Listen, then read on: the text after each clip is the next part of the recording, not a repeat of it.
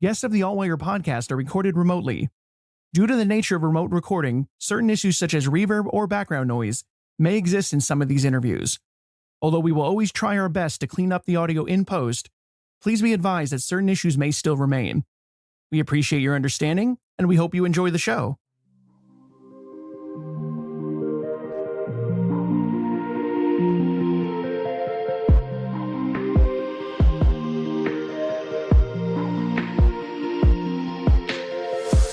You are listening to the Altwire Podcast, where we feature candid interviews with some of the hottest names in the entertainment industry. Get ready for your host, Derek Oswald. Hello, everyone, and welcome to the Altwire Podcast. Really pleased to be joined by these two extraordinary gentlemen, Peter Moisan and Sofiane Siddiqui from the French electro group, the Blackmordia. Sofiane and Peter, just want to start off by asking you guys, what did the beginnings of the band look like? I was wondering if you might be able to kind of expand on that a little bit.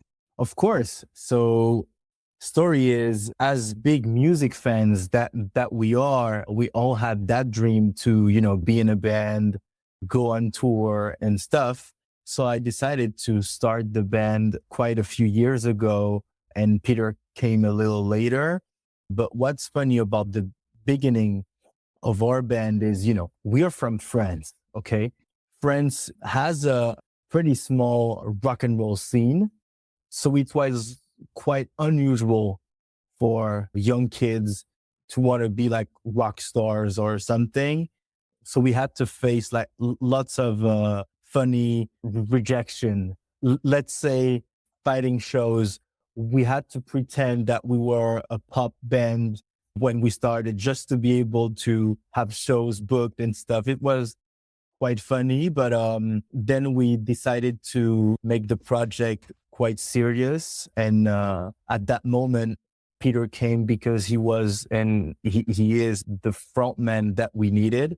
And yeah, a few weeks after he joined the band, we were on tour and we were opening the Download Festival in Paris.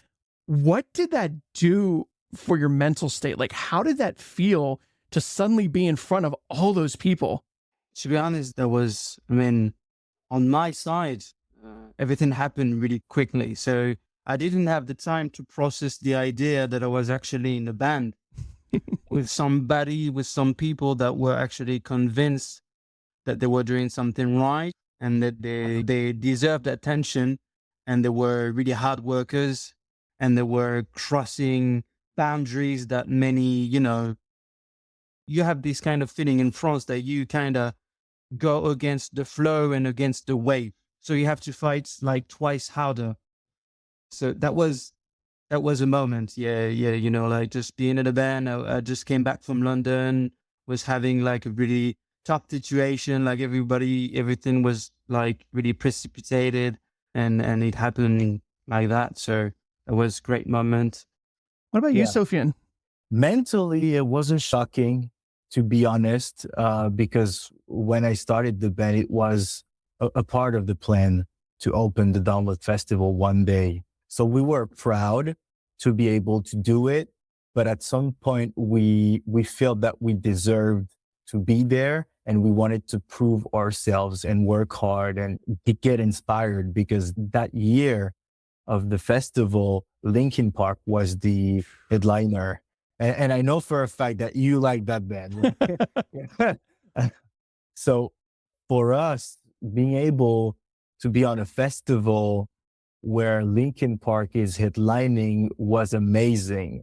I remember we kind of started to really know each other, Peter and I, at that festival during the backstage, because we spent hours watching the dressing rooms. That big truck is arriving with that band name on it. We were, very fascinated by everything that was going on that festival. And I think in some way it convinced us that it was the thing that we wanted to do for real. So just to make sure, that was the time that they performed Hybrid Theory from front to back, right? That was the one, right? I think that was the one. Yeah. Oh my goodness. What a legendary download to be a part of. You couldn't have picked a better year to be a part of it, man. It was a lot. Blink 182 was there too. Korn was there. I think Rammstein was there. Not sure, but it was crazy. All the good bands, all the good bands. So I know that a big part of the push to get successful and get to the point that you guys were at, you made this decision, Sofiane, to become a promoter and create a label, which I think was a really brave thing to do, especially as an independent artist. Definitely brave. Just to not say crazy. Yeah. Can you talk about some of the difficulties you faced in the beginning, having to become not only your own promoter, but also start that label? To be honest, you're facing every issue that you can imagine, but it makes you learn the music business, because I was around bands all around. I was watching upcoming bands who were doing their first shows in Europe, in France. So I was understanding what was behind, because, when you're looking at this business from the other side, it looks very cool and very chill. But, when you're looking at the other side, it's all about timing, scheduling, budget, and all those type of things that I was fortunate to learn pretty early on. So I guess it was hard, but makes it easier for us now to navigate and to know what we want. Now that you know what you want, you guys have actually made it abundantly clear that you want zero interference and wish to do everything yourself. I found that many modern artists actually have favored that DIY approach, even recording songs in bedrooms or home studios. Billie Eilish's first record was actually famous for that. Yeah. What do you feel is behind this modern surge towards artists doing everything independently? Do you feel like major labels are kind of going the way of the dinosaur? That's a cool question. From my point of view, I would say artists want more today. So they want more control. They want more everything, but basically. But it doesn't mean you don't need record people to guide you, because some people still need A&R to figure out what they want to do. I think there's two types of artists and bands. Some artists needs those A&R and co-songwriters and those type of things to get started. Some others have their own vision and it's very specific and they want to pursue that. And in our case, it's that.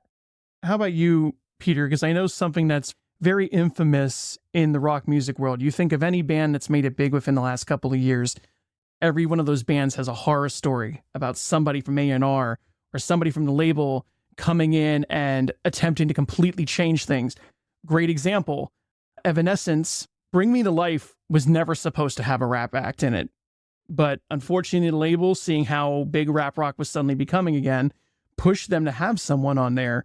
And it actually made them end up, for a while, actually hating that song. So since you guys kind of do everything on your own, do you feel like that is a blessing, being able to bring your own ideas into the band without having a third-party influence come in and try to change everything? Of course, because mainly like the first thing that comes to my mind when you ask me this question is that obviously we are 5 in the band and it's already sometimes complicated, like It's already a lot, yeah. Because we all have things that we love and we'd like to express this way or this way with this influence, all this and that and this instrument and blah, blah, blah. And regarding like the artistic directions, it can be already tough to do that as a band. And so we are like 5 creatives that have big ideas that we'd like to defend, and we'd like to hold it until we have the final product and we're satisfied. So we couldn't add artificial noise that's going to tell us this has to sound like that, when we think that it actually has to sound like we decide to. Exactly. And part of it is there is no, to my knowledge, great record people these days in the rock area. And if it was, the rock scene will be different than it is. If we had, let's say, Jimmy Iovine or Clive Davis close to us and giving us advice, think would be happy to have those advice. But those days, all the A&R are only talking about numbers and TikTok stats, which is good, but we don't want, as peers say, to have any type of interference in the creative process. And TikTok is really, really having an impact on the music industry. You know, much of your early career as a band was spent performing hundreds of small gigs to get your own fan base organically. However, in the modern world, do you feel more artists are getting noticed because of their online presence? Or do you feel it is still vital to perform those live shows in order to find success in the industry? It's vital. Yeah, it is, because having a TikTok moment doesn't mean you're going to have a career, you know, and doesn't mean you're great either. The live shows are the truth if you want to be a true artist. Yeah. It's funny because I saw something that Tommy Lee from Motley Crue posted today, and he said being famous in Instagram is like being rich at Monopoly. It's like, it doesn't mean that in real life you're going to kick in on stage, you know what I mean? So I see it more like a booster that actually can help you like hook some more people and even more like younger audience. But deep down, as an artist, to be legit, you have to do the work. They definitely have to do the work. And I think we can definitely hear that some people need to concentrate on the songs, because at the end of the day, it's all about the songs. You're a big fan of Linkin Park. Yeah. It's one of the biggest bands ever. They had songs. Yeah. It's not about TikTok or YouTube or CDs or vinyl. It's about songs. And they had incredible songs. And I think people have to focus on that. And that's what we try to focus. And maybe we're not focusing enough on the TikTok thing, but that's something we try to work on. What is the biggest challenge when you're taking all these incredibly diverse genres that all of you are into? What is the biggest challenge of figuring out which one of those elements make its way into the sound? How do you guys decide to formulate the sound that you are making? To be fair, like regarding the instrumental, we found our natural sound by doing more demos, working together, even maybe doing shows, seeing what it looks like when you have the pictures of the lives and how it's edited and the color, like the colors and everything. And when you go in the studios and we add like synthesizers and the nice, like heavy, aggressive guitar sounds that we love so much in bands as Def Leppard, for example. When you mix all of that in a pot, we could hear something different, and that we felt that it was belonging to what our sound was like. You know, like it's by doing it and, you know, like individually, like working, you know, in a home studios and everything. And we could feel like we had something, and we went to this direction, and we didn't even really process the idea, just the journey that, you know, the path that we went through, and that's it. Yeah, true. Because to be fair, you asked what was the most difficult thing, but for us, it's not difficult because it makes sense. Because we listen to Daft Punk and Def Leppard, and for us, it's just great music. And if you really think about it, all of those bands from the 80s have influenced a lot of the electro artists themselves. Okay. Yeah. So it's not that different. Maybe it's different if you're in the record store and the rock sector is here and the funk one is there.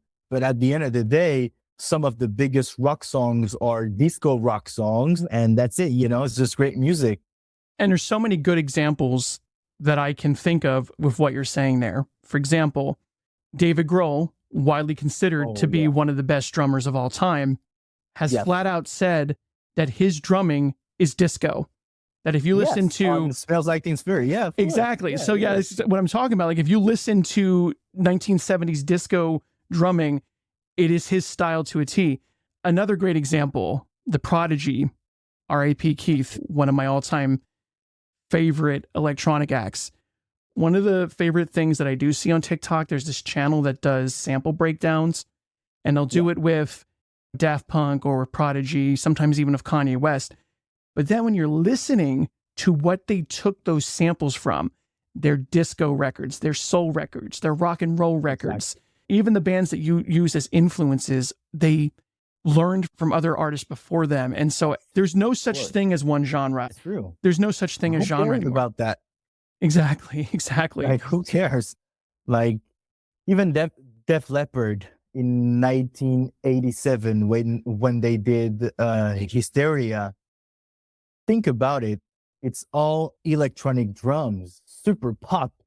Like, it's not looking like a heavy metal record. It's a pop record that was selling like a pop record because they were listening to new wave music, to Frankie Goes to Hollywood, to Depeche Mode, and at the same time to Bon Jovi and those type of things. And they mixed it and it sounded like that. And I feel like electronic drums too, it's getting to the point where they're sounding so good that you can't even tell that they're electronic. Great example, Filter, the Short Bus record, first record, completely using a drum machine. Drum machines have become so advanced that, you know, it's no longer that's crazy. Yeah. Like, they don't even have a job anymore. It's like the rise of AI. You put into a command on Google and you say, I want to have Bon Jovi style disco music. And in 30 seconds, it spouts out something that, to me, as an amateur musician, you know, it would take me weeks because I'm a perfectionist. Like, what is your guys' thoughts on AI? Do you think it's dangerous to the music industry? To me, like, lately, you know, anywhere I look at, or any article I read, or any video I look at, I'm like, wow, these post-COVID years, something really happened, like in every, you know, like could be like health researches, like technology in general, like AI could be like a really, really nice tool. Concerning art, to me, art is made not to be explained. Otherwise, it's not art. Art is meant to be like to denounce something or to explain something, like a feeling, an emotion, something, you know, as it has always been. It has to stay like that. I don't want to go to a gig with like artificial, you know, lights that recreate like a person. I don't want to see that. I don't want to hear either like lyrics of an AI. Like, it doesn't, I'm not interested in that, you know? So to me, you know, music business has no fear about that. You know, that's my opinion. Yeah, I think you're right. And I think we should respect what the artists have made and not try to touch that. That's really important. Do you think we're going to recreate a Picasso or something? Yeah. I don't think so. So I don't think we should try to recreate Michael Jackson record or a Prince record or something like that. We should try to respect that and, you know, leave it there. You're exactly right. It's one of the things where no matter how intelligent and advanced it gets, I don't think AI is ever going to be able to substitute human music because of the sheer fact that you need that human element in music. You need that imperfection. Great example is even in the 1980s, they were starting to use drum machines and famous keyboards like the Yamaha DX7. There was always, even when it sounded more computerized, there was always that hint of humanity to it. I'm struggling to think right now. I don't know if it was a Human League song or if it was Manic Monday. It was one of the songs where the synthesizer was triggered at the wrong time, but I think it's Human League. Yeah. And if it was a computer trying to do that, it would try to snap everything to the grid. It would get it absolutely perfect, and it wouldn't sound the way it does with things like that. You know, another great example of Roxanne, there's a famous error in the beginning of the song where Sting falls backwards, sits on a piano, and he laughs. So like if you're listening to the beginning of it and you hear this plunk sound and you hear the laughter, that was him falling on a piano, and they decided to keep it. You know, even more after the COVID era and everything, you know, I think that the more we witness progress in everything, and the more people are going to need to escape to basic stuff like living your fucking life, like going to gigs, enjoying music, going in the nature, enjoying like the purest form of life. And music is one of the seventh beauties of the world and humanity, and no robot is going to be taking this away from what people want to do. Now people want to go to a rock show and enjoy the experience and go nuts. Like people were That's why going nuts. tickets are selling that well, I Yeah. guess. You know, so yeah, no problem with the AI. I love it when there's so much emotion behind a vocal performance, for example, where you can just feel the pain that person has gone through, the experiences that person has gone through.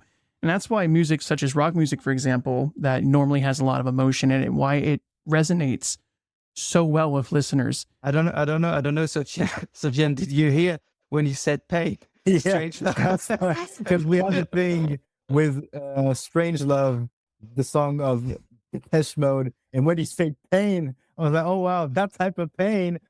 And the fun thing is, like, I don't listen to it every day, and I just listen to it like today. It's so But funny. anyway, sorry. No. Actually, it's funny because I was actually trying to figure out a way to insert that into the podcast. Depeche Mode, Wow. great example here. They loved to explore the more provocative topics in sexuality, such as BDSM and songs as Strange Love or Master and Servant, themes that you guys were keen to explore and exposed. What is it about that scene, that world, that captivates you guys to the point where you want to do your own exploration of it in your lyrics? Funny you ask, though, because Depeche Mode actually, like, even from the name of the band or the visuals and in the music video of Strange Love, it makes references to Paris and France, like, in general. The scene, as you say, you know, in the new wave-ish scene and visuals has always been here, you know, like could be from Susie and the Banshees, Billy Idol, Judas Priest, the Smiths, and this kind of entity which drives you, like, it's like mysterious and curious about everything. And you know, like, there's a song from Minor Threat that says good guys don't wear white. And I've always loved this one because I've always dressed black. I've always dyed my hair black when I was younger, a teenager. I was putting eyeliner on in my small, you know, the small school I was going to. People were, like, looking at me like I was provocative. And at this period of my life, I was just saying out loud, this is who I am. And I was, like, not looking like anybody around me. In my family, in my personal environment, in my friends, in the streets, anywhere I could go, I was looking just like a depressive goth that likes going out at night and maybe party too much and taking drugs. You know, like, I remember once I was, like, I was 19, I was driving in the south of France, and I picked up some gas at a station. And I don't know why I did that. I put my wallet on the top of the car, and I left forgetting that it was on top of the car. So it fell straight away, you know. And in my wallet, I had, like, a really, like, tiny piece of paper, and it was almost gone the way it was written with a pen, and it was saying mom and then phone number of my mom. You know, I don't know why I had that at the time. And the police officer called my mom saying, your son is Mr. Moisan, and I think we do have his wallet and ID and everything. So I had to take the car and go back to the police station. And when I arrived, he looked at the picture that was taken from, like, the driving license moment. And a few years later, I had, like, long hair, black, like that, eyeliner and everything, like, nose ring and everything. And he said straight away, he said, like, wow, you must have taken many drugs to this moment. The first moment he just saw me at this second, he told me that, and, like, laughing a lot. And I was, like, confused because I was going to the police, you know? Yeah. And so Not going to the judge, right?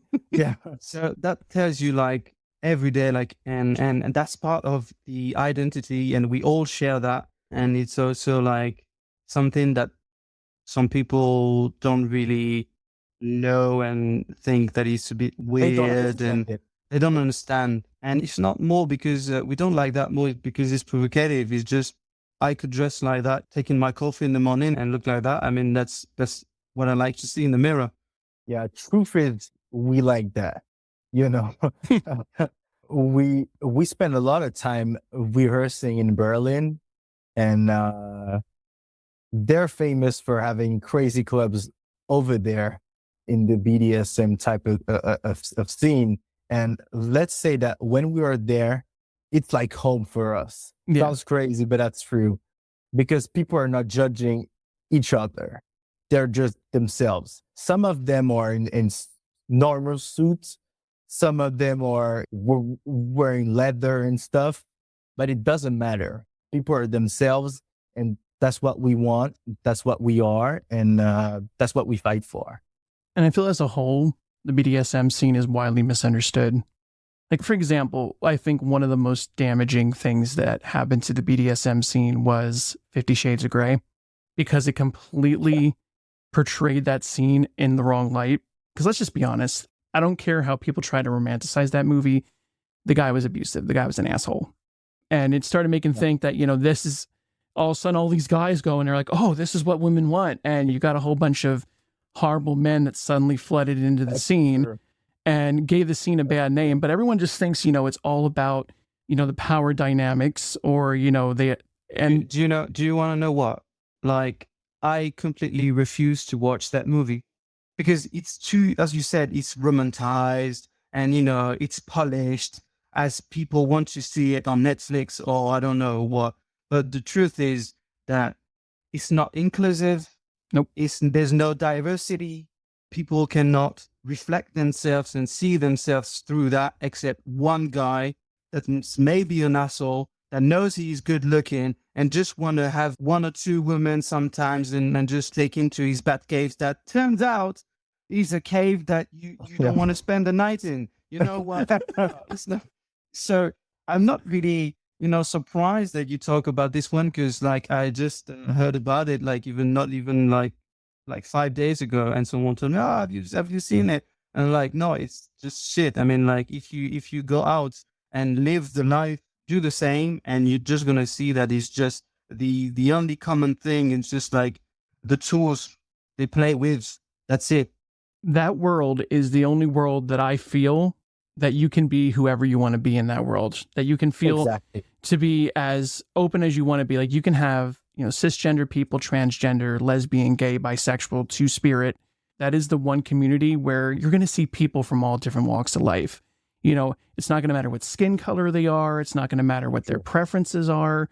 That's one community. And I think this is what made it so prevalent within the 80s and the punk scene and people like Billy True. Idol and everything. Yeah, the most amazing thing is like that visually, like because of vinyl and leather and chains and everything, it's straight away linked to the rock and roll identity, Yeah. to the punk identity, to the metal identity. And, like seeing these stars being lately in the rave Berlin kind of scene and fashion brands and everything and Balenciaga and everything, it gives this feeling that, finally you like what we like from the beginning. You know what I mean? Yeah. True. Like True. It became like- mainstream. you didn't invent anything. You're just like taking it, but that's fine. We can have fun That's fine. together. We can have fun together. True. And it's good and bad because it makes it more accessible and it welcomes more people into the scene, because it's one of those things, like I said, it doesn't matter who you are. It doesn't matter what you identify as, who you're into, how you dress. You're going to find someone who's going to be there with open arms. But I feel I'm from the States. I don't need to tell you what's going on in the United States right now. I feel like too many people do not know how to mind their own fucking business. We literally have states within the United States right now that is making it illegal to be transgender. Florida just signed a bill where they actually, you don't even... Florida? Yeah, Florida. You don't even have to have a child that is actually transgender anymore or identifying as. Wow. If they feel that you are suspected of wanting to give gender affirming care to that child, Doesn't matter if that child is actually identified as transgender. If they suspect that you're doing that, the government has signed a bill where they now can legally take away your child. Crazy, man. And it's sad to hear that for us, as French people, because we definitely love the United States, and it used to be a place of freedom, especially Florida, in the 80s was known for being, quite a freedom space. For us to hear that, it's quite shocking. I saw that this beer brand, what's it called again? Bud Light. Bud Light, that just because a transgender woman has been advertising the fact that you can actually personalize your can, and she did a short video, and just for that, people ended up stopping by this brand. So it's the fun thing is like I saw a video that like many people were going to an event in a stadium or whatever. I don't know if it was a concert or a sports event. And so there's the Bud Light queue, which is empty, and another brand, which is Budweiser or something, just closed. And like people are waiting just to get this one. But the thing is, like, I heard that they might belong to the same company and the money goes to the same people. Yep. It's like they think that they're sticking it to Bud Light by no longer purchasing from it, but they're giving their money to a brand that actually is owned by Anheuser-Busch. Also in like, I don't know, what it was not Walmart or something close, like similar that we don't have here. Some people did like fake videos, there was t-shirts and everything for the Pride and everything, and they mixed it to the kids area to take a video and saying like, like they are saying that to our kids. They just try to make up something to make people gross. think against, that's awful. It's everything, Yeah, but I feel it's one step further and one step back at the same time. It's crazy. But it's sad for that country that we love, that we really love, moved in New York for, what the United States used to be. Exactly. And it's super sad to hear stuff like that, for real. It is. Super sad. Because it's the biggest free nation in the world. Used to be that. And I hope it's going to stay that. The only thing I can say that is refreshing is Gen Z gives me hope for the future. Because Gen Z is going to... They're not afraid. They're not afraid. They're not afraid anymore. Yeah, and the thing is they're the next voting bloc. A lot of Gen Z people have recently turned 18. So when the 2024 election comes and they have the opportunity not only to, elect the next president, but they also have an opportunity to replace some people in our Congress, they are the next voting bloc. And what only thing I can hope personally, Gen Z starts voting in some more progressive people. You said it perfectly, Peter. All it was a single can that was personalized to have Dylan's face on it. That's the same thing as, back in the 70s, in the 80s, when they were playing the records backwards and saying like, we could hear like the demon saying that to our kids and blah, blah, blah, blah, blah, blah. This is the devil. That's the same thing, like maybe they think that if they drink this fucking beer, their son's gonna like immediately like become transgender. Yeah. It's really sad. Dylan actually had to leave the country and go on a trip away from the country until she felt safe enough to return to the United States because of how many death threats she received just for being herself. I do believe in the freedom of America. I do believe that we are going to find our soul and our identity again. It's just, we need to start voting out these idiots who think it's okay to discriminate against people who are just trying to be their true, authentic self. It's disgusting.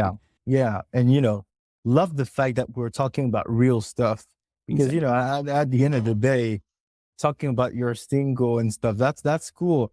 But what people need to hear, it's the real stuff. That's what I'm trying to start leaning towards in my podcast. The fact of the matter is, there's a lot of real life emotions, real life experiences, issues that are behind that music. It's what influences the music. A great example is going to be talking to somebody eventually, I think it's next month, where their entire recent album was about them contemplating suicide. And that's going to be probably a very dark, very difficult conversation, but it needs to be said because somebody listening to that person's music might be going through a worse time than that person's going now. That person saw what they were going through. They came out the other side and are doing better. There might be somebody right now who's not doing okay.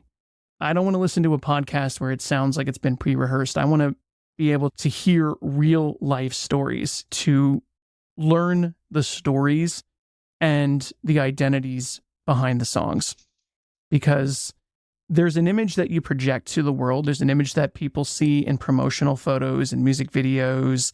A lot of artists have their interview identity, and then they have their identity when the cameras are off. I want to try to show people more of the identity when those cameras are off.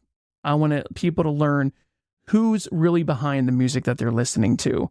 Because I feel like sometimes when you really find out, when you find out that personal side to these artists that you've fallen in love with, it makes you appreciate their music more.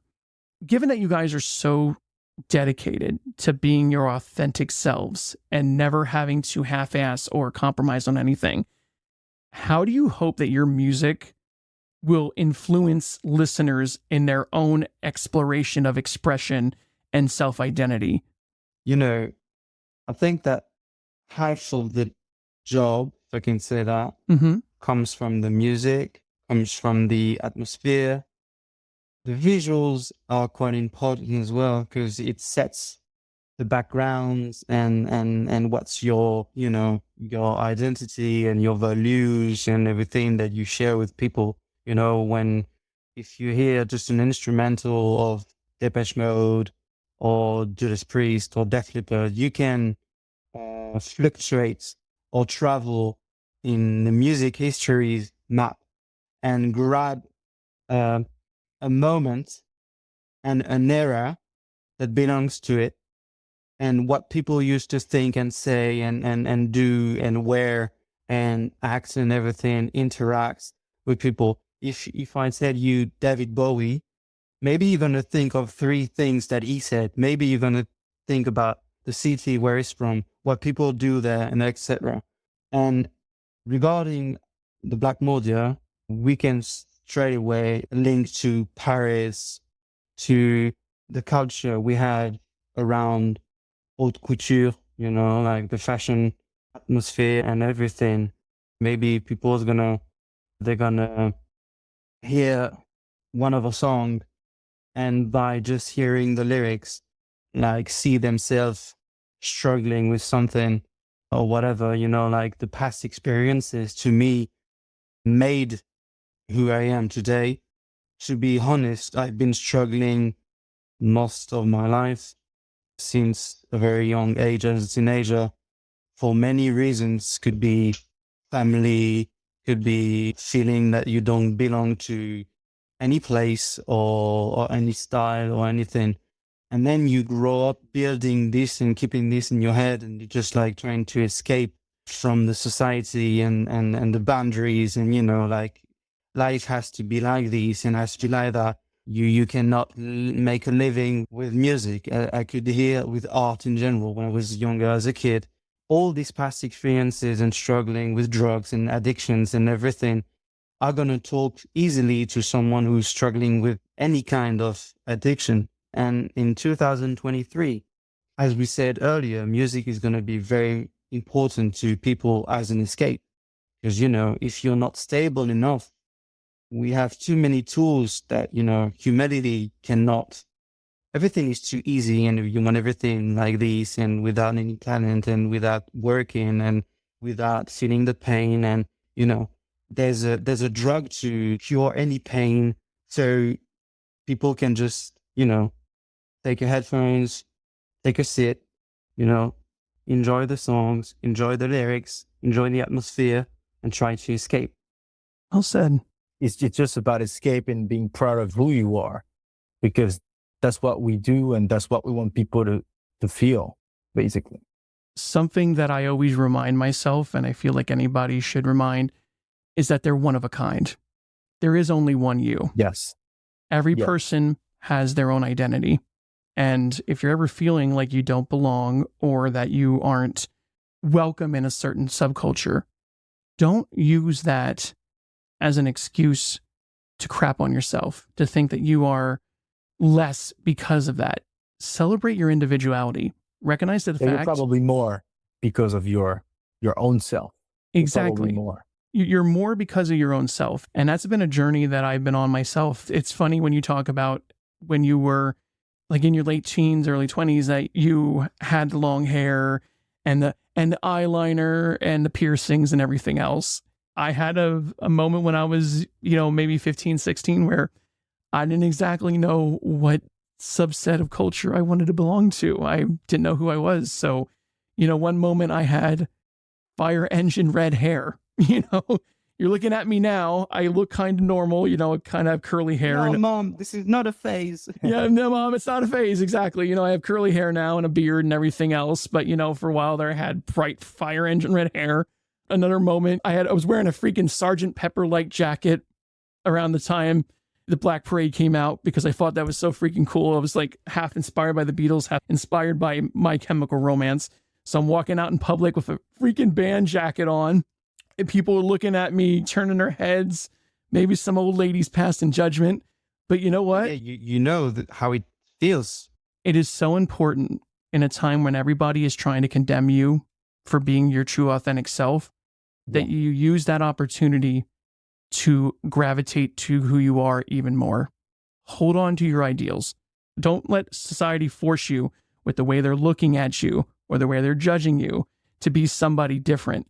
The world has not exactly been the best place and the most welcoming place past COVID. It was almost like we went in a parallel dimension the moment COVID hit, where everything past that point, the world's getting uglier.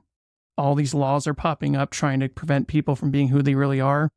And it's more important now than ever to use music as an escape, to find your true identity.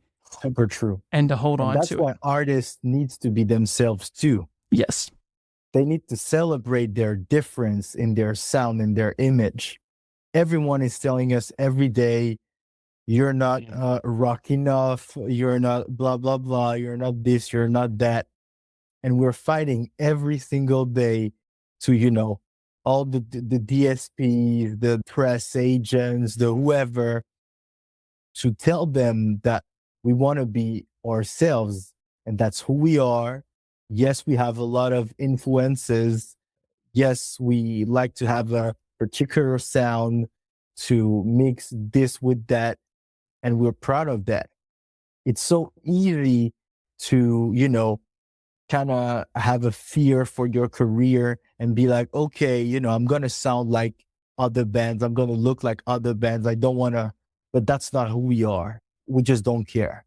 If it's about doing the same thing than anybody else, I don't think we'll do it because we're not interested in that. We're different and we fight for our differences all the time. The moment you fold and give up and decide to be like everybody else is the moment where it's no longer fun. So you never, and you're done. You're done. You've just become another product of the machine. You sound like the 100,000 other rock bands that are out there. You're not having your true identity. So yeah, I urge you guys. One of the reasons why, despite at the time not knowing as much about you guys as most bands that I request to be on the podcast, the reason why when your publicist reached out, I said yes right away, is because listening to your music, I already identified that there was something different there. You weren't trying to be this band. You weren't trying to be that band. You were just trying to do something that really wasn't out there, because there really isn't a band like you out in the rock space right now. You're taking Def Leppard, you're taking Daft Punk, you're sprinkling your little Judas Priest influences in there. You're taking the French electro culture that you grew up in, and you're putting that in there too.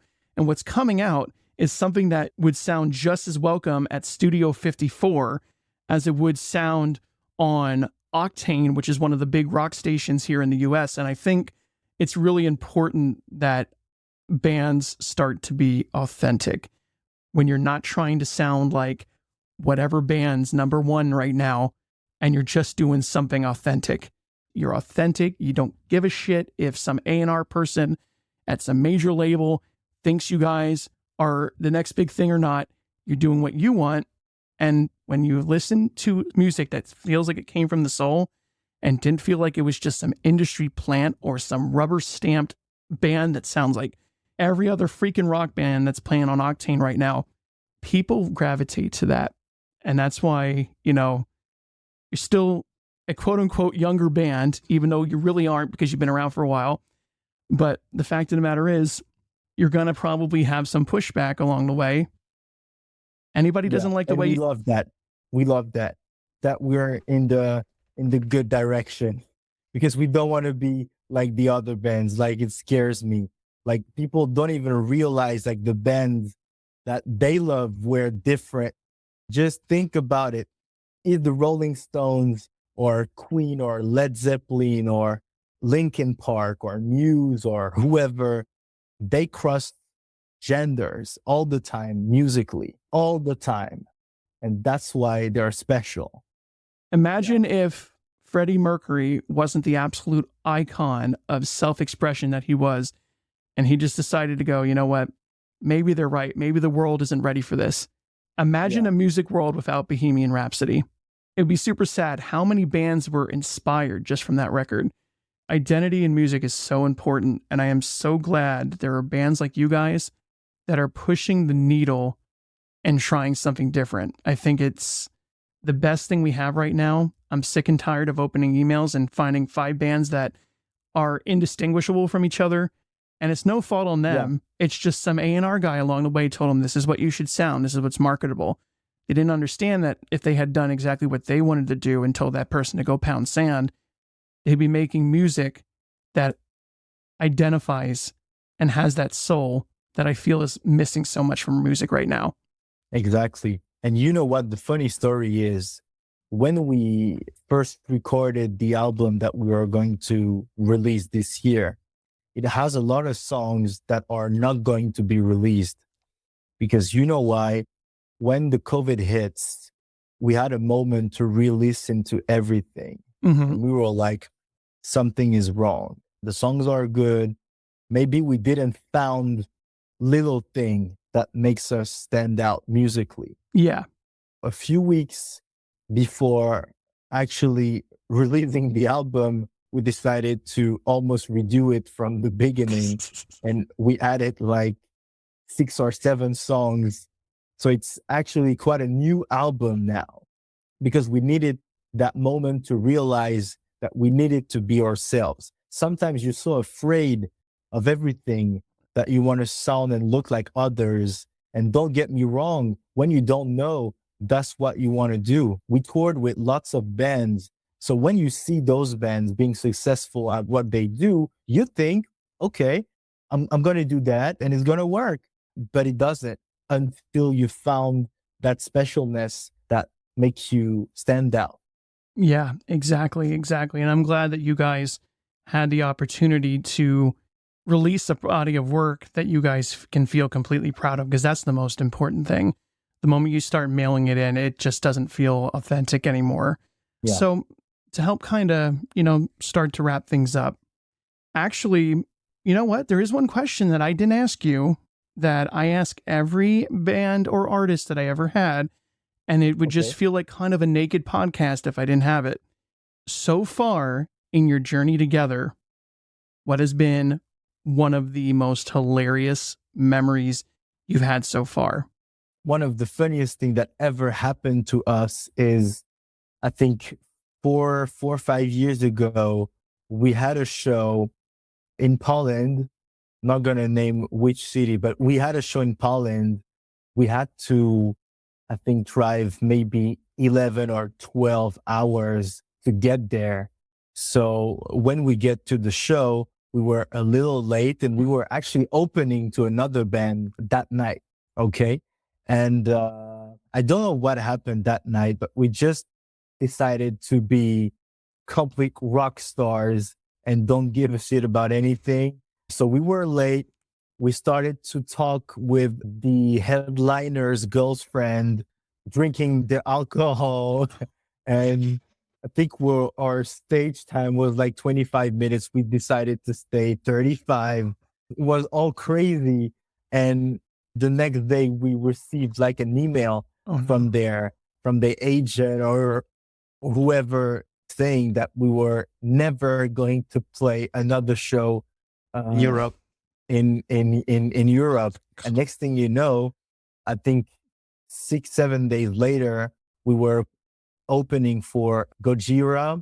Later that year, we opened Five Finger Death Punch and Nickelback. Basically, that person did not know what the fuck they were talking about then. Yeah, I guess, but that's super funny now because I still see us being in the van, the tour van, looking at the email like it was a death sentence. Some of the band members were really, really freaking out. Like, we're done. We were not, but the other ones were. No, because the thing is, like, I didn't want to harm anybody. I just wanted to, that was a fun time, something, like I wanted to just enjoy the moment. And the day we received the email, I still had the taste of his Jack Daniels in my mouth. So, so the thing is, like, I felt even more guilty by, and that was, the catering was stored in a small place. There was no names anywhere, and I was not used to separating things. And this belongs to this artist, and this one's not. It was a pretty small band. Everything was displayed on a table. So I was like, I mean, there's no point. Otherwise, it's not going to be here. So I've been, the stress went, in the Jack Daniel's honey, and the rest is history, like it's not hilarious. It was not hilarious at this point, at this moment, but looking back right now, that makes sense. And we just moved on and just makes us realize it's not because someone is telling you something that it's true. Yeah. Because as a band, as a business, or as whatever, you're going to make some mistakes. You're going to learn, and some people are going to blame you and make you think that it's the end, but it's not until you decide it is, right? Right. Well said.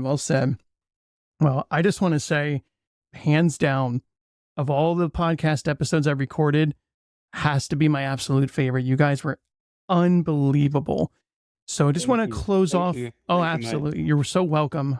Given that you're about to release your album later this year and that you fought so hard to get to this point, what do you guys want to see for the future? I think at this point, we definitely want to tour all around the world to defend that album because we miss touring. And we're going to make a special announcement in this podcast.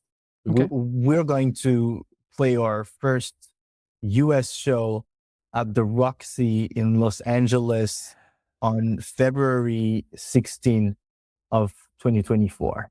So it's going to be our first headline show there. And we're so excited to play in the United States. So excited. That is such an iconic venue to start your career off in the States. So many big bands have found their start there. Like, what an amazing opportunity. Definitely proud of you guys. You're definitely invited. You're in all the crew of Altwire, of course. We're going to hang out there. And we're so excited to finally play the United States. That's a dream come true for us. On behalf of Altwire, I want to thank you guys for joining today. Looking forward to putting this online and letting people see just what extraordinary gentlemen you are. Can't wait till the world gets to hear this. Thank you so much. Thank you so much. We had a lot of fun.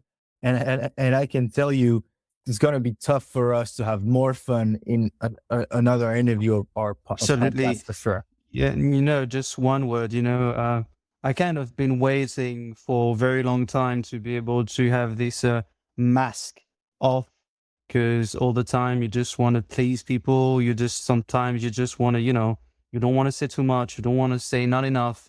And there's some topics you don't obviously can be allowed to talk about or whatever without any filters. And the way you ask your questions, it's a pleasure for us to share that with you right now. Thank you so much for that.